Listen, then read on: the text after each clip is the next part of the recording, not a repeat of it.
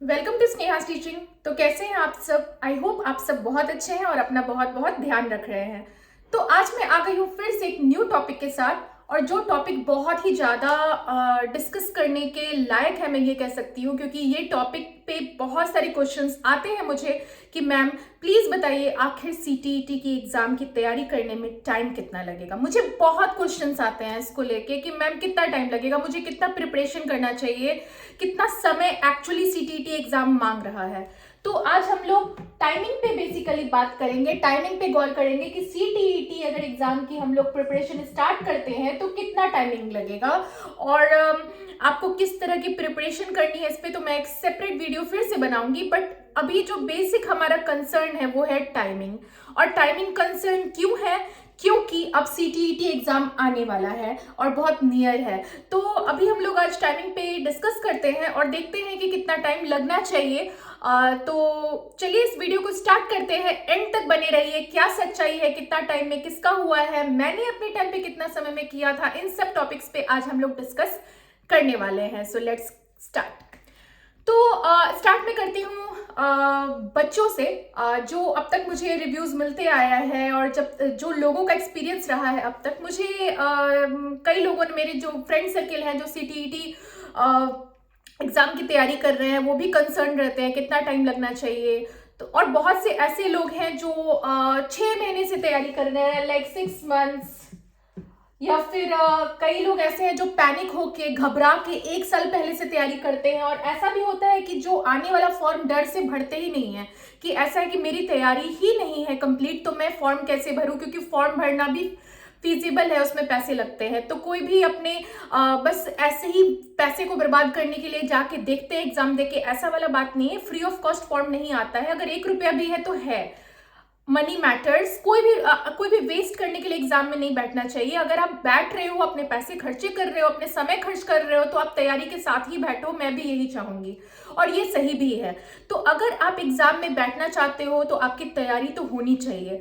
कुछ लोग डर से फॉर्म नहीं भरते कि मेरी तैयारी नहीं है, ऐसा करता हूँ कि मैं नेक्स्ट ईयर का फॉर्म भरूंगा और नेक्स्ट ईयर एक पूरा साल में लगाऊंगा, 1 ईयर बहुत सारी एनसीईआरटीज पढ़ूंगा, बहुत सारा प्रिपरेशन करूंगा, बहुत सारा प्रैक्टिस सेट दूंगा, और फिर उसके बाद फिर मैं फॉर्म भरूंगा। और फिर 1 साल फेस्टिवल्स ये वो और भी चीजें सोचने में निकल जाती हैं। बीच में केवीएस आ गया, बच्चे फ्रस्ट्रेट हो गए कि सीटीईटी तो निकाला नहीं, अब बीच में केवीएस भी आ गया, बीच में DSSS भी आ गई, लो जी बीच में एनवीएस भी आ गई, और उसकी वजह से और भी अपॉर्चुनिटीज जो है वो आपकी रह जाती है, जो छूट जाती है, जो कि नहीं छूटनी चाहिए। तो दिस इज वेरी इंपॉर्टेंट। आज का जो टॉपिक है वो बहुत ही इंपॉर्टेंट है। आप इसी से समझ जाइए कि कितना इंपॉर्टेंट टॉपिक पे आज मैं चर्चा करने वाली हूँ, वो है टाइमिंग। क्योंकि टाइमिंग ही बहुत बड़ा फैक्टर है, और ये डर लोगों को निकाल देना है कि टाइमिंग के वजह से वो फॉर्म नहीं भरते। ऐसा गलती मत कीजिए कि अगर आप ये सोच रहे हो कि टाइमिंग की वजह से मैं फॉर्म नहीं भर रहा हूँ, मुझे तैयारी नहीं है मैम, मैं फॉर्म नहीं भरूंगा, मैं नेक्स्ट ईयर फॉर्म भरूंगा। नहीं, आप फॉर्म भर दीजिए। First of all fill up the form, ठीक है? क्योंकि जब आप फॉर्म भरते हो तो आपके अंदर कहीं ना कहीं एक प्रेशर जनरेट होता है, माइंड में मेंटल प्रेशर जनरेट होता है कि अब मेरा फॉर्म भर दिया है मैंने, अब मुझे तैयारी करनी है और मुझे एनी हाउ सीटीईटी निकालना है इस बार, ताकि अगली बार के केवीएस या एनवीएस में मैं अपीयर हो सकूं। क्योंकि सभी एग्जाम सीटीईटी बेसिक क्राइटेरिया मांगते हैं।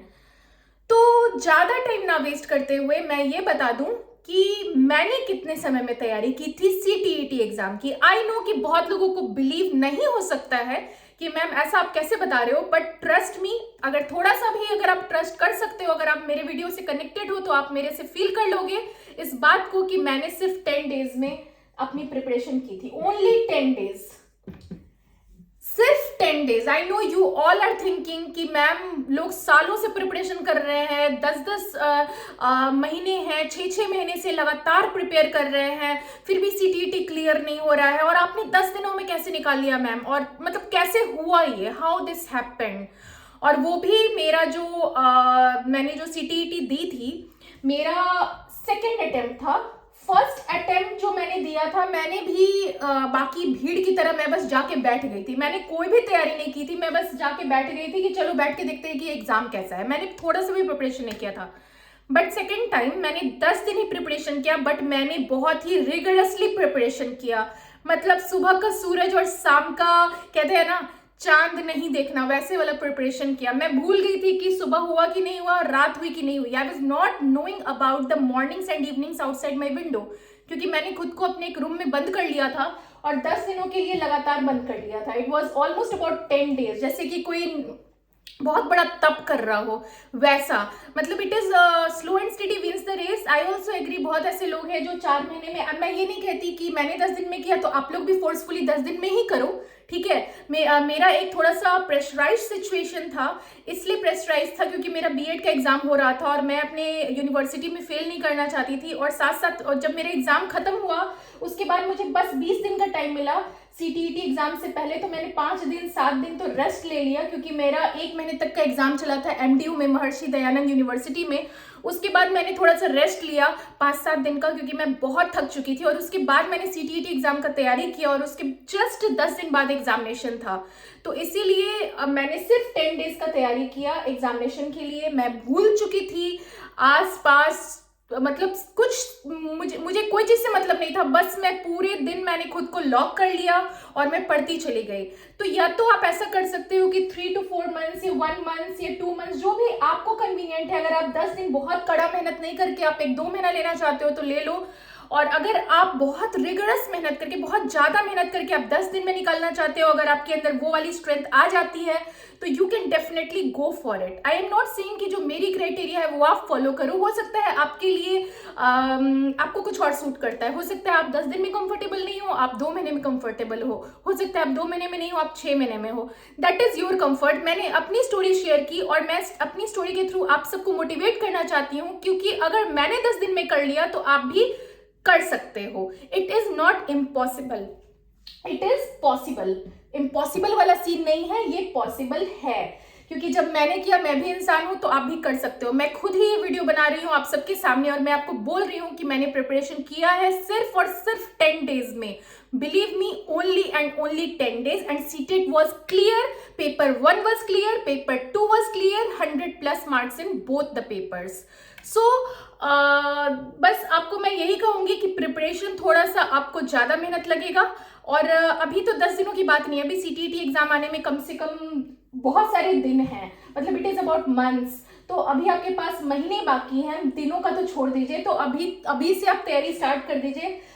ऐसा क्यों होगा कि आपको भी दिन और रात एकदम, मैंने मतलब बहुत ज्यादा रिगरसली मुझे इसलिए करना पड़ा क्योंकि मेरा बीएड एग्जाम हुआ था और मेरे पास टाइम नहीं था। बट आप लोग के पास अभी टाइम है, तो आप लोग दिन में अगर 2-3 घंटे भी निकाल लो ना इस एग्जाम के लिए तो वो काफी है। That is more than enough, ठीक है। 2-3 घंटे भी, मैं आपको ये बता रही हूँ कि अगर आप अभी 2 to 3 आवर्स भी निकाल लो ना, और ऐसा प्रिपरेशन अगर आप 1 मंथ कर लो, आपका सीटीईटी क्वालिफाई हो जाएगा। बिलीव मी, आपका हो जाएगा, क्योंकि ये एग्जाम एक स्टैंडर्ड प्रिपरेशन मांग रहा है। यहाँ पे आपका कोई भी कंपटीशन नहीं है, आपका कोई कॉम्पिटिटर यहाँ पे नहीं बैठा हुआ है। ऐसा नहीं है कि आपका कोई फ्रेंड बैठा हुआ है, उसको मान लीजिए कि 115 नंबर आ गया तो उसका जो है उसका कंपटीशन और आपका 114 आया तो आप रह गए एग्जाम में, आप क्वालिफाई नहीं हो पाए, कट ऑफ 115 चली गई थी। ऐसा केवीएस या एनवीएस या DSSB में होता है, ऐसा सीटीईटी में नहीं होता है। सीटीईटी में जो भी क्वालिफाइंग नंबर है बस वही क्वालिफाइंग है। अगर आपके फ्रेंड को 115 आया तो ऐसा नहीं है कि वो सीटीईटी की नजर में बहुत अच्छा बन जाएगा, और आपको मान लीजिए कि 100 आया तो आप बहुत बुरे बन जाओगे। ऐसा कुछ भी नहीं है। जो भी क्वालिफाइंग नंबर, जो एक कट ऑफ है, जो कट ऑफ नहीं, उसको हम ये कह सकते हैं उससे क्वालिफाइंग क्राइटेरिया है, वो नंबर जब आप क्रॉस कर जाते हो तो आप क्वालिफाई हो जाते हो। किसी तरह का कंपटीशन नहीं है यहाँ पे, आपका कंपटीशन खुद से है। तो एक तरह का मेंटल दबाव आपके ऊपर नहीं है इस एग्जाम के लिए। एग्जाम में मेंटल प्रेशर कब आता है? जब कंपटीशन हो। कंपटीशन जैसे केवीएस है, एनवीएस है, DSSB है, ये सब एग्जामिनेशन कंपटीशन मांग रही है। यहाँ पे आपके आगे वाला जो बैठा है वो ज्यादा मेहनत कर सकता है, मे बी आपका 1 नंबर से भी रह सकता है कट ऑफ से। अगर आप 1 नंबर भी पीछे हो तो आप यहाँ पे कंपटीशन वाला सीन नहीं है। यहाँ ये भी बात है कि अगर आप 1 नंबर पीछे करोगे तो आप क्वालिफाई नहीं कर पाओगे। यहाँ बस क्वालिफाइंग है, यहाँ कॉम्पिटिशन वाला सीन नहीं है, ठीक है। यहाँ ऐसा नहीं है कि आप इतना नंबर ले आए तो आपको सीट मिलेगी, इतना नंबर नहीं लाए तो सीट नहीं मिलेगी। यहाँ पे आपका कंपटीशन खुद से है, क्वालिफाई कर लो, बात खत्म, ठीक है। तो 10 डेज में मैंने किया था, आप 20 डेज ले लो, आप 30 डेज ले लो, आप 2 मंथ्स ले लो। बट मुझे, अगर आप मेरी पर्सपेक्टिव मानो, I don't think so that this exam requires more than 2 months for preparation. 2 months मैंने मैक्स बताया है, ठीक है। और कितना भी आप बिजी हो, अगर आप जॉब भी कर रहे हो तो उसके साथ साथ भी आप CTET प्रिपरेशन कर सकते हो। इसके लिए भी मैं एक सेपरेट वीडियो बनाऊंगी कि जॉब के साथ आप कैसे प्रिपेयर कर सकते हो और 10 दिनों में मैंने कैसे प्रिपेयर किया। अगर आप ये जानना चाहते हो तो उसके लिए विजिट करना होगा आपको मेरा नेक्स्ट वीडियो। आप मेरे चैनल का बेल आइकन दबा दीजिए ताकि आपको मेरा नेक्स्ट वीडियो मिल जाए और उस वीडियो में मैं आपको ये बता पाऊं कि मैंने 10 दिनों में क्या ऐसा कर दिया था जादू जिससे कि मेरा CTET क्लियर हो गया। ऑफ कोर्स मेहनत किया था, बिकॉज बिना मेहनत का ये एग्जाम क्लियर नहीं हो सकता, मैं आपको बता रही हूँ। तो मेहनत मैंने सही डायरेक्शन में किया, स्मार्ट वर्क किया। तो कैसे किया, क्या था वो सही डायरेक्शन, क्या था वो स्मार्ट वर्क, अगर आप ये जानना चाहते हैं तो उसके लिए कनेक्टेड रहिए मेरे साथ, स्नेहास टीचिंग के साथ, सो दैट यू नो कि अगली बार आपको भी, अभी आने वाला है CTET एग्जाम, तो कैसे आप तैयारी करोगे जो आपका भी क्लियर हो जाएगा। मैं यहाँ पे बिल्कुल ही ऑनेस्ट रिव्यू बता रही हूँ, जो मेरे साथ हुआ मैं बिल्कुल भी वही बता रही हूँ और आई होप कि ये आपको हेल्प करने वाला है। तब तक के लिए आप लोग सब स्वस्थ रहिए, व्यस्त रहिए, मस्त रहिए और अपना ध्यान रखते रहिए और एग्जामिनेशंस की प्रिपरेशन करते रहिए। तब तक के लिए bye bye, take care all of you.